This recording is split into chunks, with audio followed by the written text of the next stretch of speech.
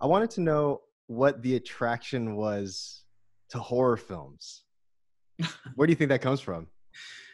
I mean, there were two sorts of movies that I loved growing up. And my dad would have to take me to like any kung fu double feature.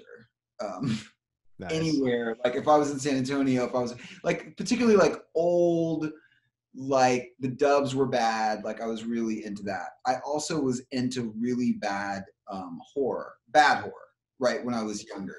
And the bloodier the better.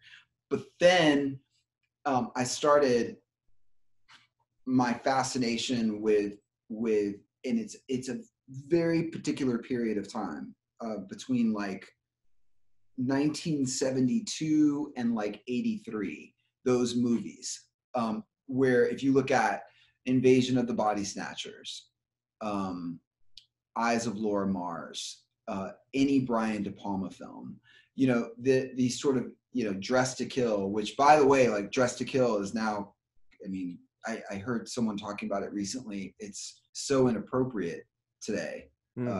That there are a lot of trans people that are really uncomfortable with it. And now, like, I understand it, like looking at that, but just the way that he filmed the movie and just how I was always on the edge of my seat trying to figure out what was going on. I think that those sorts of movies, I think horror, a sophisticated horror, a psychological horror, a horror with a thriller bend. And when you look up the definition of horror, it doesn't really jive with the way that we think of horror in terms of movies. I mean, what is the definition of horror and in what respect?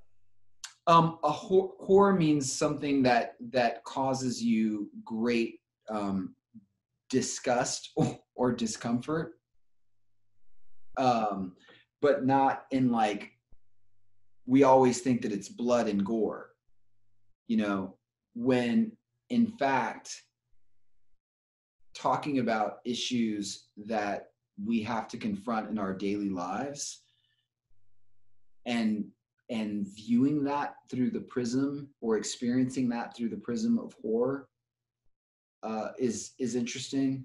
I also think that in order for people, white people in particular in America, for them to understand, because they I think so many of them haven't understood the horror that has been America in so many ways for Black people.